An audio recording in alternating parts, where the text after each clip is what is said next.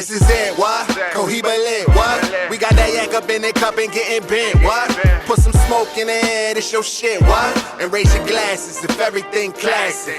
This is it, what? That Chiba lit, what? You got some drink up in your cup and getting bent, what? So put some smoke in the air, this your shit, what? And raise your glasses if everything classic. Stogie light in it. You are tuned in to G5 Jeff TV. Hit the subscribe button, hit the like button, hit the share button as you come on in. Man, I haven't done one of these in a long time, but I'm happy to say this is the official breakdown and prediction video for Jermall Charlo versus Sergey Derevyanchenko. It's going down September 26th on pay-per-view, and I'm pretty sure all of y'all are gonna watch. All of y'all are gonna watch, whether you pay the $75, go to a friend's house, you do an illegal stream. Hey, I know y'all gonna be watching the fight. Now, I'm gonna start off with how to break down the prediction video is gonna go. I break down pros and cons of both fighters. I tell you how I think the fight is gonna go, and then I tell you who I think is gonna win. It's really that simple. So we're gonna start off with Sergey Derevyanchenko. And I mean, he's only had 14 fights in his career. He's only had 13, 14 fights in his career. But the hardcore boxing fans love him. They love him because of, frankly, what he did against Triple G and what he did against Danny Jacobs. There's a lot of people that feel like he won both fights, especially the Triple G fight. And I'm not going to lie. I thought the Derevyanchenko and Golovkin fight was very competitive, but I thought Golovkin won the fight. I had it 6 rounds to 6, but with the knockdown from Golovkin, I had it 114, 113. Triple G. But you can make the case, that Sergey Derevyanchenko won that fight. Same thing with Danny Jacobs. He did a good job against Danny Jacobs. Now, I scored that fight for Danny Jacobs, but there were some people that felt like Sergey Derevyanchenko won that fight too. Now, the keys for Sergey Derevyanchenko going into this fight, number one, he can't expect to just walk into the front door and just set up shop against Jermall Charlo. He's going to have to give Jermall Charlo some angles. He's going to utilize some footwork. I have not seen Sergey Derevyanchenko use a wide variety of footwork during the course of a fight. So that's going to be very interesting to see if he can pull that off, because he's going to need it. Number two, he needs to get his punches off and get out. It's not one of those fights where he needs to be sitting on the inside and just banging with Jermall Charlo. It's not that fight. This is really not that fight. Sergey Derevyanchenko needs to come in, put in the work that he needs to put in, and get out. If it's a 3-punch combination, boom, boom, boom, get out. If you throwing a jab straight right hand, throw your jab straight right hand, get out of there, or go into a defensive posture. Also, what Sergey Derevyanchenko needs to do is invest in the body. Invest in the body.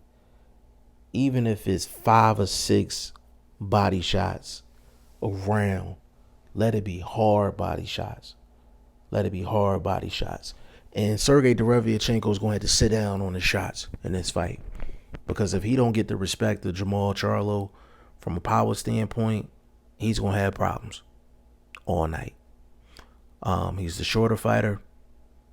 He's the more inexperienced fighter. And to be honest with you, he's getting a lot of hype and a lot of credit for 2 losses. And that's just what it is. But it's a lot of people that feel like Sergey Derevyanchenko could pull this fight off. Now, I'm going to move on to Jermall Charlo. This is a really, really good fight for Jermall Charlo.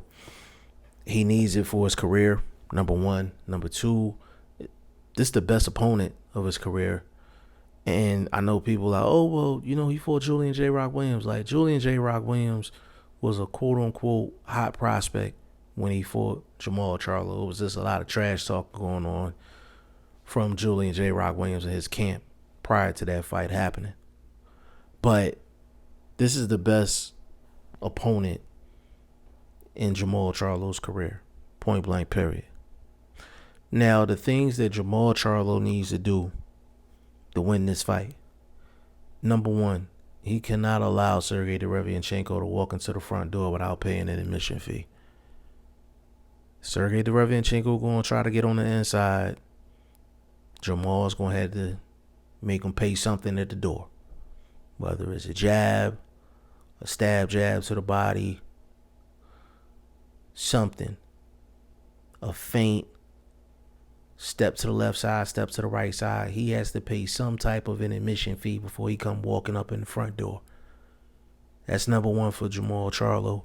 Number two, he needs to select the right times to be a counterpuncher. It's not one of those fights where he should just be a counterpuncher all night, because Sergey Derevyanchenko could definitely win some rounds if Jermall Charlo's just defensive and he's just looking for counter shots. He needs to mix it. He needs to blend in being offensive with counterpunching at the same time during the course of these rounds. That's what he needs to do. And the third thing for Jermall Charlo is look for the uppercut. Look for the uppercut. That's Jermall Charlo's money shot, in my personal opinion. And I think Sergey Derevyanchenko is open for an uppercut because he don't give you a whole bunch of head movement. And he don't give you a whole bunch of angles. That uppercut's going to be there for Jermall Charlo.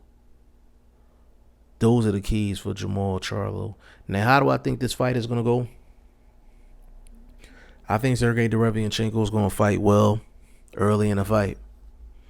And I think it's going to take maybe 2 or 3 rounds for Jermall Charlo to get adjusted. Pay-per-view, best opponent, feel-out rounds. The first 2-3 rounds, I think Sergey Derevyanchenko is going to do well. I wouldn't be surprised if Derevyanchenko wins the first 2 rounds or the first 3 rounds. After that, I think Jermall Charlo is going to make some adjustments. I think he's going to start letting his hands go a little bit. And the thing with this fight is really simple. Styles make fights. Styles make fights. Jermall Charlo's not Triple G. Jermall Charlo is not Danny Jacobs for this one reason. Triple G don't counterpunch. He'll either catch and shoot or he'll just block the shots. And Danny Jacobs really don't counterpunch either. He just returns fire. Sergey Derevyanchenko has not been in a ring with someone that has the counterpunching ability of Jermall Charlo. And if you want to question the counterpunching ability of Jermall Charlo, go look at the Julian J. Rock Williams fight and that highlight reel knockdown that he had against Julian J. Rock Williams. That's a classic. Not only was it a catch and shoot, but it was a counter shot as well. Like, he blocked 2 punches with the same hand and then came with a counter uppercut, counter 45 shot, and put Julian J. Rock Williams on his ass. But credit to Julian J. Rock Williams, he got up from the shot even though he got stopped a couple seconds later. That's the one element that Jermall Charlo brings that Triple G and Danny Jacobs doesn't. And I think that's what's going to get Jermall Charlo through this fight. I think that's what's going to get Jermall Charlo this victory. And I think it's going to be a long fight. I'm not going to lie. I think it's going to be a long fight. But I think round 9 is going to be the round that Jermall Charlo gets Sergey Derevyanchenko up out of there. TKO victory for Jermall Charlo, round 9. Y'all let me know what y'all think in the comment section. G5 Jeff TV. Hit the subscribe button. Hit the like button. Please share this video. Support your boy. Support good content at all times. I appreciate y'all. Peace.